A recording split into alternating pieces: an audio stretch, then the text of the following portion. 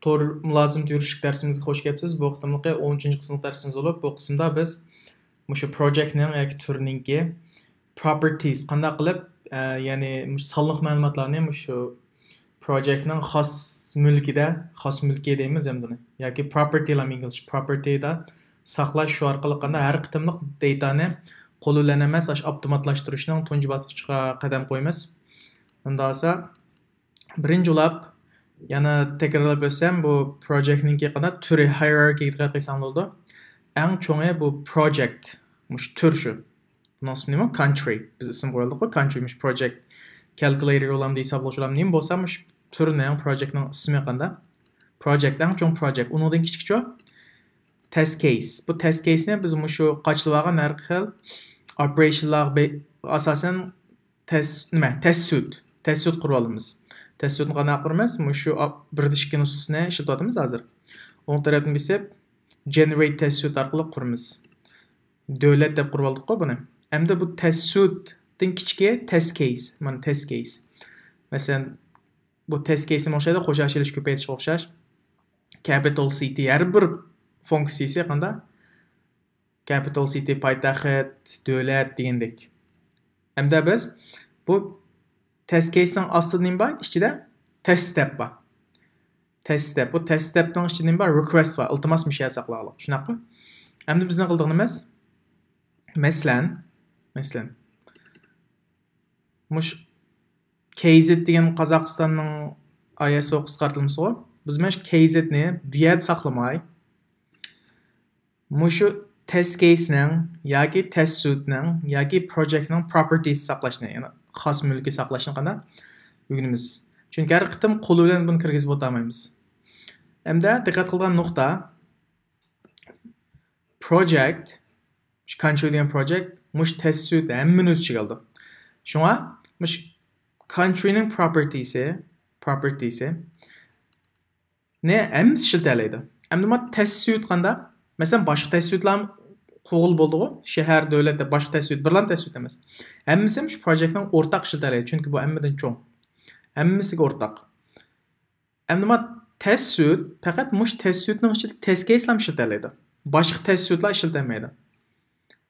Endi bu test case-chi, test case'ning ichiga qo'ysak, faqat mush test ma'lum bir property qo'ysak, faqat mush test case ham ishlatadi, boshqasi ishlatmaydi. Degan shuni qanday qurishni o'rganamiz. Masalan, birinchi test case'ni ichida quraylik. Case'ni, masalan, test case bor-ku, test case. Mushning properties nada? Ostga qaranglar. Ustiga cheksanglar. Test case'ning ostga qaranglar. Property deb turdi. Bunga biz sonliq ma'lumot saqlaymiz. Ma o'ng tarafni bossaq, custom properties oldu. Mishadni saqlaymiz. Ya'ni name ga qanday? Ma qo'shab ismi nima bo'ldi? Mana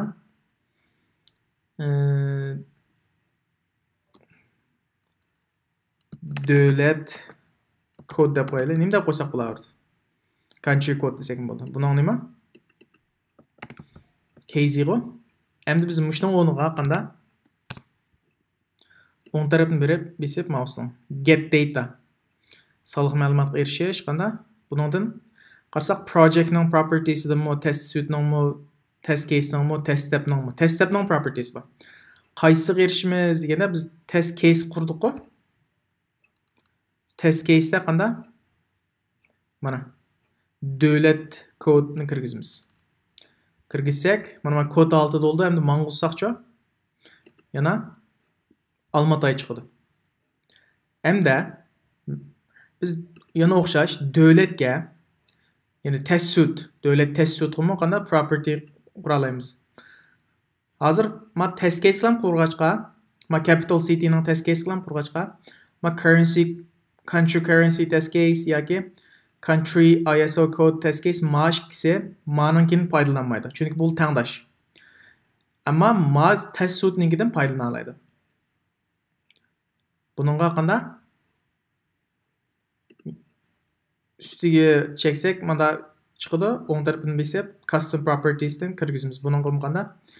Davlat code deb qo'yay. Buningga Turkiyani qilib qo'yamiz. TR deb. Mesela men ikkinchisi qanday qilaman? Ma'ni acay. Bu country code eng yaxshisi shu birinchisini alsak bo'ldi. Endi Turkiyani qilmoqchi bo'lsak qanday qilamiz? Yana o'sha yerda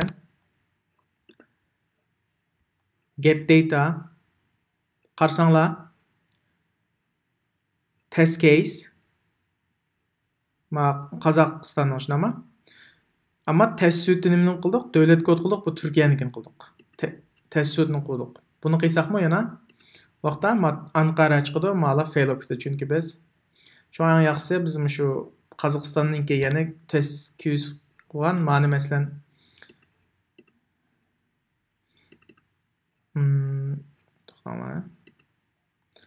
country code demay Kazakhstan code day. Kazakhstan code. Test case ki. Miye qanda? Test case. Eğer biz test suit'tan qilsak, miyadan olamiz.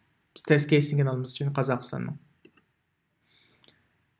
Endi men test suit'gini davlat kod demayman, Turkey code day.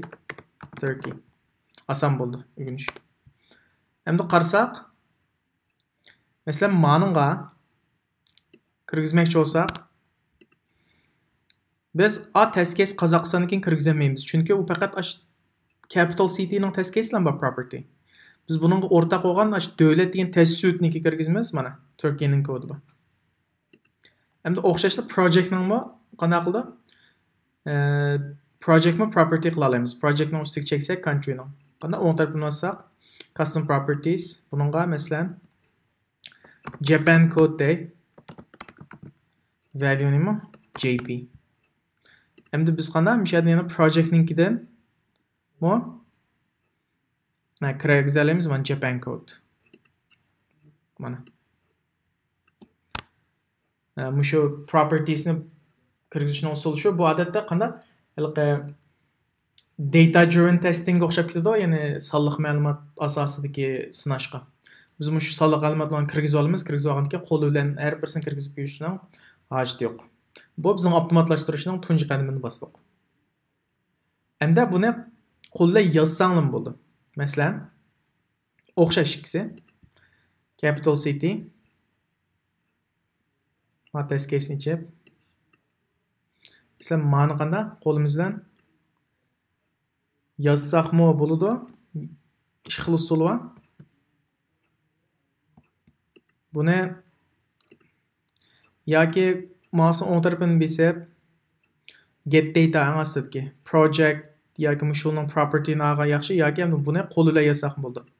Endi qo'l bilan yozgan chaqda ma'va diqqat qilinglar. Ma test case'ni Qozog'istonnikini olmoqchi bo'lsak qanday qilamiz? Bularning hammasi til sistemasi qanday o'xshash. Property'ning qanday mana mushu o'rtaq. Mushuni eson tutasan bo'ldi, dollar belgisi. Undan keyin cho'ng scope shunami? Curly braces deydi inglizcha. Endi cho'ngdan kichikka qarab boqamiz. Eng asli biz test case'nikini qurmoqchi shundami? Eng asliki. Quduq project eng cho'ng shundami? Quduq test suit. Biz test case'nikini olmoqchi shundami? Quduq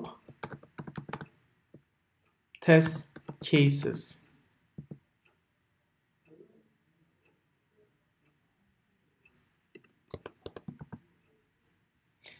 Yani bu yerda diqqat qiladigan nuqta, bu test case'ga biz nima deb ism berib oldik?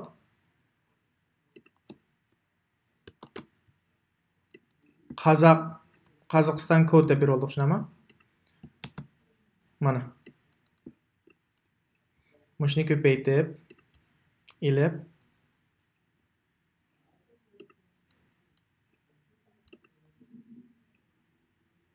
misha qursak ko'pak uzun bo'lib ketdi.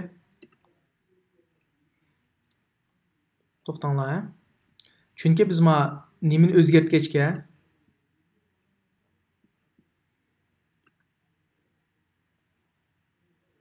men nimani yana birsini so'zlabdim, almashtirib. Diqqat qilinglar. Odatda biz qaysidan maqsaq test case'dan qurg'achqa, test case'dan biz shu test case'ninki qanday yana shu til o'xshash Test case'den başlangıçqa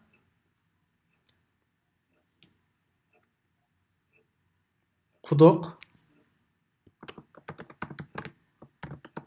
test case qanda? Aş test case bizi nemening ismi qanda? Qozog'iston kod deb ism qo'yildik-ku. Shuni yozamiz. Endi biz test suitninki ma davlatga nima deb qurib oldik? Turkiy kod qildik-ku. Endi test suit qanday qilamiz? Yana o'xshash dollar quduq. Bu da test suit shunaqa. Test suit. Uning ismi nima? Turkey code. Yani o'xshashlar project shaklida qilsaqchi. Project u nima edi? Japan code. Endi buni qo'limizda yozishni o'rganganimiz yaxshi. Masalan, miyaga